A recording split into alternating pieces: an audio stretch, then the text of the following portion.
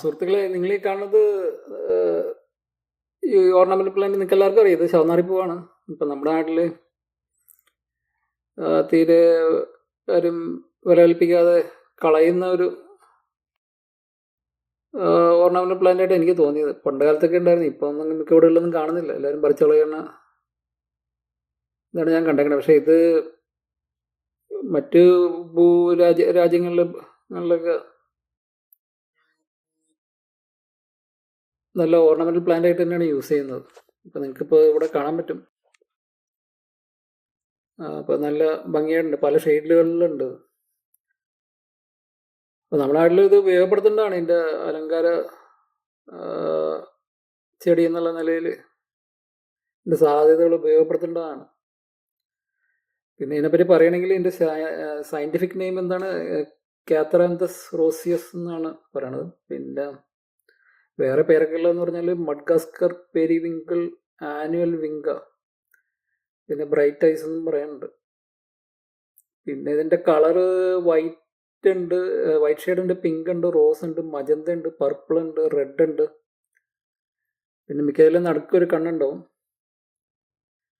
പിന്നെ sunlight full sun വേണം. പിന്നെ പാർഷ്യൽ ഷെയ്ഡും വളരും. പിന്നെ ഡ്രോട്ട് ആൻഡ് ഹീറ്റ് ടോളറൻ്റ് ആണ്. നല്ല വെള്ളം വരൾച്ച സാഹചര്യത്തിലൊക്കെ വളരും. അവരുദ്ദേശിക്കണമെന്ന് പറഞ്ഞാൽ രാജസ്ഥാനിലെ സെമി ആരിഡ് ക്ലൈമറ്റ് ഉണ്ടല്ലോ, ആ ക്ലൈമറ്റിൽ ഗ്രോ ചെയ്യുന്ന പറയണം. മറ്റേ ഡെസേർട്ടല്ല, അതിന് മുമ്പുള്ള ഒരു ഏരിയ ഉണ്ട്, ആ ക്ലൈമറ്റിലും വളരുമെന്നാണ് ഉദ്ദേശിക്കുന്നത്. പിന്നെ ഇത് കീമോതെറാപ്പിയുടെ ഡ്രഗ്സ് ഒക്കെ ഇതിൻ്റെ അകത്തുനിന്ന് ഉണ്ടാക്കുന്നുണ്ട്. അപ്പോൾ അതിൻ്റെ പേരെന്താണ്? വിൻബ്ലാസ്റ്റൈനും എന്താണ് വിന്നർസ്റ്റൈൻ, വിൻ വിന്നർസ്റ്റൈൻ വിന്നറിസ്റ്റൈൻ വിന്നർസ്റ്റൈൻ, ഇങ്ങനെ ഈ രണ്ട് മരുന്ന് ഉണ്ടാക്കുന്നുണ്ടെന്ന് പറയുന്നുണ്ട്. പിന്നെ ട്രഡീഷണൽ മെഡിസിൻ, പാരമ്പര്യ വൈദ്യത്തിൽ ഡയബറ്റീസ്, ഹൈ ബി പി, പിന്നെ ഈ ഇൻസെക്റ്റ് കുത്തിയാൽ ഇൻസെക്ട് സ്റ്റിങ്സ്, അതിനൊക്കെ ഉപയോഗിക്കുന്നുണ്ടെന്ന് പറഞ്ഞു. അപ്പോൾ ട്രഡീഷണൽ മെഡിസിനിൽ ഉപയോഗിക്കുന്നുണ്ടെങ്കിലും അത് സൂക്ഷിച്ചിട്ട് വേണം. ഇത് അറിയാവുന്ന വൈദ്യന്മാരുടെ അടുത്തൊക്കെ ചോദിച്ചിട്ട് വേണം ചെയ്യണമെന്ന് പറഞ്ഞാൽ ഈ പ്ലാന്റ് മൊത്തത്തിൽ ടോക്സിക്കാണ്. അതിൻ്റെ അകത്ത് പൊട്ടിക്കുമ്പോൾ ഒരു പാല് പോലെ വരും, അതും വിഷഹാരിയാണ്.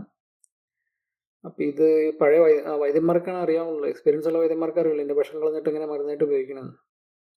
ചിലപ്പോൾ പദ്യം നോക്കേണ്ടി വരും.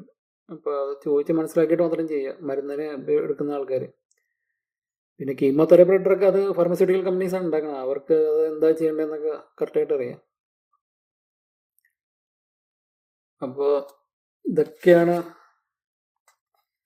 ഇതിനെപ്പറ്റി പറയാനുള്ളത്. ഇപ്പം നമ്മുടെ നാട്ടിലും ഈ ചെടിയുടെ, ഈ ചവന്നാരിപ്പൂവിൻ്റെ സാധ്യതകൾ ഉപയോഗപ്പെടുത്തണം എന്ന് പറഞ്ഞുകൊണ്ട് തൽക്കാലം നിർത്തണം. ഞാനിത് കുറച്ചു നേരം കൂടി കാണിക്കാം.